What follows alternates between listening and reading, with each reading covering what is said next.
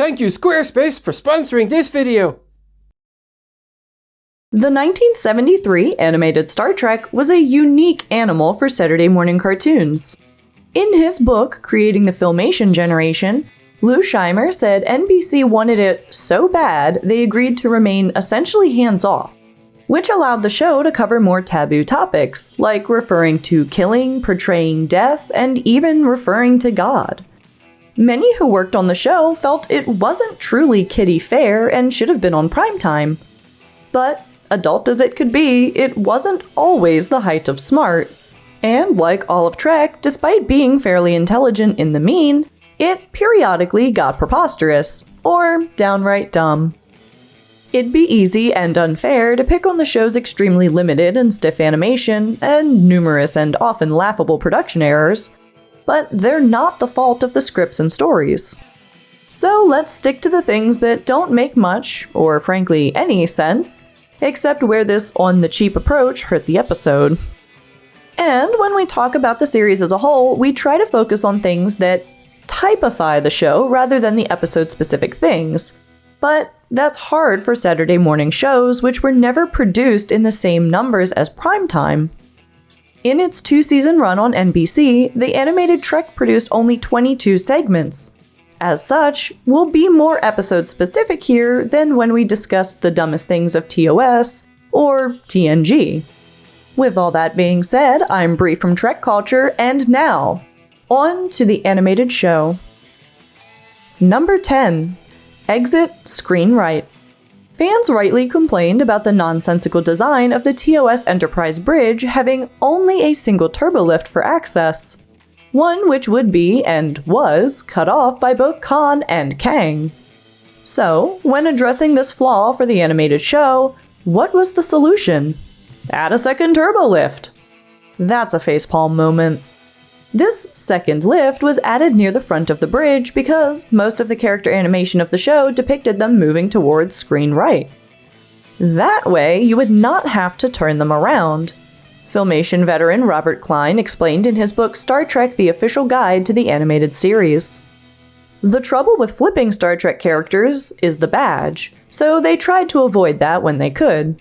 However, this redundancy didn't fix the fundamental problem that losing power or sabotage of the lift system still left the bridge crew cut off. What should have been behind that second door? How about a gangway or even a ladder? This 2-turbo twaddle carried forward into the refit Enterprise bridge, first built for the scrapped Star Trek II series and reworked for the Star Trek feature films. A non-lift bridge exit wouldn't appear until the 1701D of the Next Generation via the door leading to and through the observation lounge. Little late, guys. Number 9. A balloon animal named Bem. It's easy to ridicule the animated series as hardly being animated at all. It's the textbook definition of what Looney Tunes cartoon legend Chuck Jones dubbed illustrated radio. Even by the low standards of TV limited animation at the time, Filmation shows featured some of the least animated content made for American TV, focused on reuse of existing animation and doing anything possible to avoid even doing lip sync. Ever wonder why you get those weird close-ups of Spock's eyes where you can't see his mouth? Well, that's why. Saving money was one thing, but shortcutting could be excessive, unnecessary, and occasionally hurt the show. The poster child for this was an episode called Bem. The concept, originally pitched to the original series, featured a character who was a colony space creature, composed of several symbiotic beings that could connect and operate somewhat independently of one another. David Gerrold even sketched what this might have looked like, with Bem's detached graspers, or hands, walking on their fingers.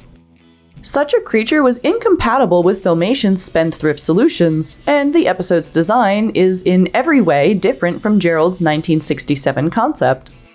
Bem feels less like a colony creature and more like what he is, a stack of animation cells. Head on one, torso on another, etc. So, when Bem breaks its unity, their components float around like helium balloons, which is as dumb as it sounds. How does Bem do this? Are the individual creatures full of hot air? And why does a colony creature composed of membranes that can float need legs at all? Given how little Bem is shown separated, this was penny pinching to the story's detriment, and it's unforgivable. Number 8. The Counterclock Insanity. Many a Star Trek segment features an outlandish premise, but the Counterclock incident takes the cake. The Enterprise gets dragged into a parallel universe where everything runs in reverse, where it's convenient to the story anyway. Space is white and stars are black, which suggests stars absorb light and empty space emits it. Time runs backwards there. Well, sort of. When Carla 5 is in Kirk's universe, she speaks backwards. But when the Enterprise crew are in her universe and things are reversed, everyone speaks the same way. People in this cuckoo land are born elderly and anti-age towards infancy. Which really just leaves us with one question. How a mother births a grown adult in this opposite-day nightmare. Kirk and crew age in reverse, rapidly becoming children incapable of running the ship and whose clothes conveniently incorrectly scale with them. Why the crew de-age so quickly is never addressed in the episode, but writer John Culver suggested that relativistic physics was reversed too, so time would pass at an accelerated rate for people moving faster rather than slower. Does your head hurt trying to understand this nonsense? Mine does.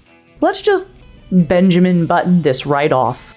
Number 7. Transporter Bufferin. The transporter has always been one of the least credible pieces of core technology in any Star Trek. Its basic functionality isn't believable, and its malfunctions, like splitting Kirk into Jekyll and Hyde or hot-swapping crew members between parallel universes, whilst trading underwear with their counterparts, are beyond preposterous. It got worse with subsequent series where it became a reset button for medical issues and even people beaming themselves out into space. But believe it or not, it's the animated series where the transporter undo non-transporter problems first rears its silly head. Twice. Well, thrice if we count the Territon incident, wherein beaming the miniaturized Enterprise crew members returns them to their original size. But in that case, it's not restoring altered bodies to their original structure, rather it just returns compressed molecules to their normal spacing. The real offenders? That's the Lorelei signal, which depicts life force draining and prematurely aged male crewmen restored to youth and virality via the transporter. Spock says the transporter holds the molecular pattern of their original bodies when they beamed down to the planet, and Kirk asks if it can be programmed to repattern them as they were. Spock says the odds against it working are 99.7 to 1, so of course it works. Then, in the series' final episode, the Counterclock Incident, the transporter is used to restore the anti-aged crew from babies and children into adults, because it retains a memory of their original molecular structure. Both far predate Dr. Pulaski's transporter reboot in TNG's Unnatural Selection. But where did all the mass go when the crew withered into aged shadows of their former selves, or into children with maybe a quarter of their adult volume? That's not just putting atoms and molecules back into the correct order, that's adding and subtracting mass. Transporters are dumb. Number 6. Brobding Nagians and Lilipuchians. The Infinite Vulcan is one of the series' kookier segments. It begins sensibly enough, but then goes off the rails when Dr. Stavros Caniclius V shows up as a literal giant, who then clones a ginormous Spock 2 and plans to make a veritable army of Vulcan Gorts. But you can't just scale up an animal and expect it to function or even stay alive. We've all evolved for particular environmental niches after all. Our hearts and lungs aren't proportionally right for being scaled up 7 times compared to the original Spock, which varies by shot. Spock 2 appears to be between 25 and 30 foot tall. The former would make him 125 times as massive, but the strength of his bones and muscles, which scales with cross-sectional area, would only increase by 25 times. At 5 times too weak to support himself against gravity, Spock 2's bones would shatter and he'd effectively be a beached whale. An immobile and quickly suffocating mass of jelly incapable of dissipating metabolic heat rapidly enough to avoid cooking himself from within. Just for starters. The Territon incident goes the other direction and has all the organic matter on the ship, including the crew and algae-based uniforms, experience diminution a la the Incredible Shrinking Man. The cause is explained as the distance between constituent molecules shrinking. This means everything and everyone still has the same mass, thus, when he fell from the helm, action figure-sized Sulu hit the floor with the same weight as normal Sulu. Sulu should be splat. Likewise, Chapel's density would have caused her to sink like a stone in that fish tank, and Kirk's using a needle and thread to pull her to safety, well, that would have been as ineffective as trying to lift a full-size Chapel by using the same method. Worse, since the crew maintains their mass despite their vastly diminished volume, everyone has the same oxygen and food requirements as when they're full-sized. A typical adult human being's lungs features hundreds of millions of alveoli, with a surface area on the order of 75 square meters. Shrunken lungs wouldn't have a fraction of the surface area necessary to process unshrunken air to keep the Lilipuchian crew members, let alone the Territons, alive. Size matters. A lot. Number 5. Joker's mild. The Practical Joker is unlikely to be on many people's favorites list, even among the fans of this series. It's only memorable for Trek's first depiction of a shipboard recreation facility capable of simulating environments, i.e. proto-holodeck. Beyond that, it's an exceedingly thin premise, no real story, and is as dumb as a box of giant Spocks. It's one thing to accept the malfunctioning computer causing the ship's laundry, to print writing on Kirk's shirt, manufacture dribble glasses for the food synthesizers, mess with the environmental systems to ice the floors, and reprogram the recreation room to torture the crew. But just how does it make a new instrument materialize on Spock's bridge console?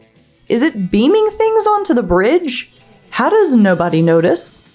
The dumbest of these pranks is when the Enterprise releases a Galaxy-class sized balloon version of itself, which Spock describes as 20 times the size of the Romulan ships.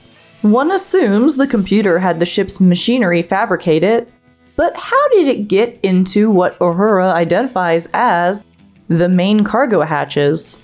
From what vast store of raw material did the computer manufacture this monstrosity? Where does all the gas come from to inflate it? Even at very low pressure, you still need gas after all. And how does the thing maintain such a perfect shape without looking like the Michelin Man? The premise of the episode is dumb to begin with, but the balloon, that's just peak dumbness. Nice holodeck though. Number 4. Kirk and Spock are all wet. The ambergris element introduces something sensible that every strange new worlds exploring starship ought to have. A vehicle capable of exploring liquid environments. The so-called Aqua Shuttle. +1 for that. Minus a cool million for, well, pretty much everything else that happens. Especially Kirk and Spock undergoing a process that transforms them into water breathers. It is possible for air-breathing animals to breathe oxygenated liquid, as memorably demonstrated for real with the rat in the movie The Abyss. But breathable perfluorocarbon emulsion is not ordinary water and isn't naturally occurring in emulsion form, at least on Earth. And let's face it, lungs aren't evolved to breathe liquid, the viscosity of which makes it hard to breathe. So whatever mutation was carried out by the amphibious Aquans was something pretty freaking complicated. McCoy's diagnosis of their condition is preposterous. He describes the substance in their bloodstream as similar to the ambergris of Earth's whales. Ambergris is a waxy substance produced in the digestive system of sperm whales. Sounds like clotting awaits. Did writer Margaret Arman, the writer behind The Gamesters of Triskelion, The Paradise Syndrome, The Cloud Miners, and The Lorelei Signal, not look this up? And let's not get into how the venom would even induce these mutations, let alone how an antitoxin would reverse them. More silly things happen when the mutations are finally reversed. Kirk briefly becomes more fish-like, developing scales in seconds and inexplicably sprouting a dorsal fin, which rises into view even though he has his uniform on. And the webs between his fingers don't retract, they fade away. So just how does that work? No Star Trek has ever been particularly good about either medicine or biology, and this episode is the poster child for that. Number 3. Life support belts. Bucking an industry trend, Filmation was the last US cartoon studio to keep all of its production work in the United States rather than contract with lower-cost offshore production houses, and did so via its aforementioned cost-cutting shortcuts. One such shortcut was to avoid redrawing characters by almost never depicting them outside of uniform. However, since wholly alien settings are no more expensive to paint than conventional ones, there's no reason to limit the crew to M-class planets. Except for the vexing issue of how they stay alive. The solution? Life support belts and a glowing outline painted on a cell atop existing animation. Though they sometimes forgot to add the belts, or the glow, or sometimes both. Simple? You bet. Believable? Hell no. Like the transporter beaming up from planets, how do these belts determine where the person ends and an object or the ground begins? In Beyond the Furthest Star, it's stated the belt's field prevents Scotty from being crushed. So how can a person surrounded by a force field pick up an object? Does that field automatically extend around it? How can you get traction on a floor with a force field between you and it? And these things must convert carbon dioxide back into oxygen too. That's alchemy. Just how much power do these things have?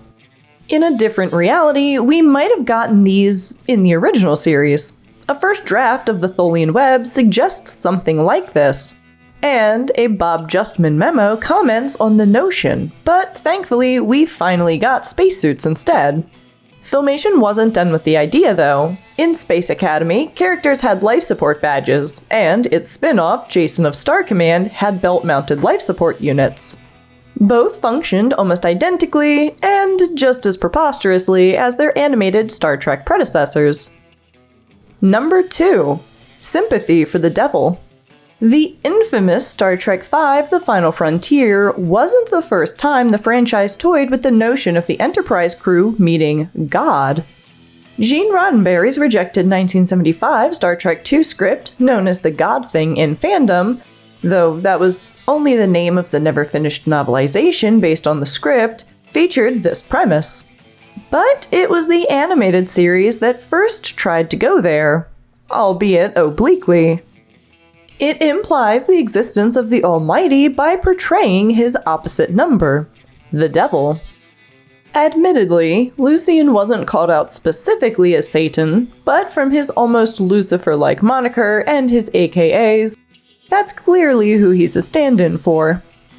But nothing in this nonsense script makes any sense at all. The prosecutor is named as Asmodeus, the king of demons in Jewish legend, so why would he pick a simulacra of the Salem witch trials as a setting for his kangaroo court? Because the show was made in America, and that's the dumb go-to. That's it. That's why. But the stupidest thing here is that the show's makers knew that they couldn't get away with actually exploring the premise, because coming to any conclusion whatsoever as regards to the supernatural was going to offend some segment of the audience. The most daring thing the show does is portray Lucien in a sympathetic light. It's a narrative dead end and just a silly excuse to do magic stuff. Number 1. Strangely familiar old worlds. In the original story outline for the original series, A Private Little War, the Klingon antagonist was none other than Kor from Errand of Mercy. Upon reading this, associate producer Bob Justman wrote, "Here we are in the outer reaches of our galaxy, and who should Captain Kirk run into but good old Kor? Just think of it, billions of stars and millions of M-class planets, and who should he run into but a fella he has had trouble with before? Kor did not appear in the final episode. The animated Star Trek did not subscribe to the same philosophy. Kor himself reappears in the animated episode The Time Trap, and it's just the tip of the iceberg of episodic sequels and reappearing persons, places, and things. The Guardian of Forever, the planet Vulcan, Sarek, and Amanda reappear in Yesteryear. Robert Wesley from The Ultimate Computer reappears in One of Our Planets is Missing. More Tribbles, More Troubles is a direct sequel to The Trouble with Tribbles, and features Cyrano Jones, Kolath, and Korax from the original episode. Once Upon a Planet is a direct sequel to Shore Leave, complete with a white rabbit and Alice. And Mudd's Passion features the one antagonist to appear in more than one original Star Trek episode, Harry Mudd.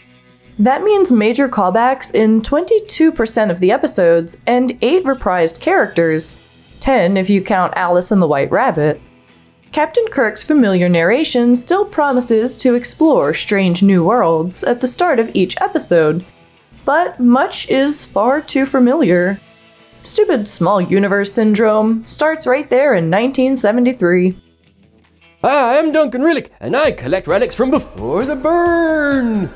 My store, Relics by Rillick, is open on Starbase 80. Yes, it is still there. And whatever quantum reality you're from, you can check me out thanks to Squarespace. Squarespace's all-in-one website platform is the best tool to help we entrepreneurs succeed in this galaxy. Thanks to Squarespace, I can link Relics by Rillick's social accounts and multimedia, letting you see everything I've discovered through that portal. Squarespace also allows me to use built-in email campaigns and marketing tools to fundraise on my site too. It helps me fund my travels because they are not cheap. Squarespace also has fantastic SEO doodads that let us show up more often and to more civilizations. Don't forget to stay one step ahead of the Breen though. Speaking of, Squarespace uses Starfleet approved design intelligence AI technology. You get to stay in control and build your own personalized wonderful website. Go to squarespace.com/TrekCulture for a free trial and 10% off your first purchase of a website or domain. Remember, if it ain't Rillick, then it ain't a relic. No relation.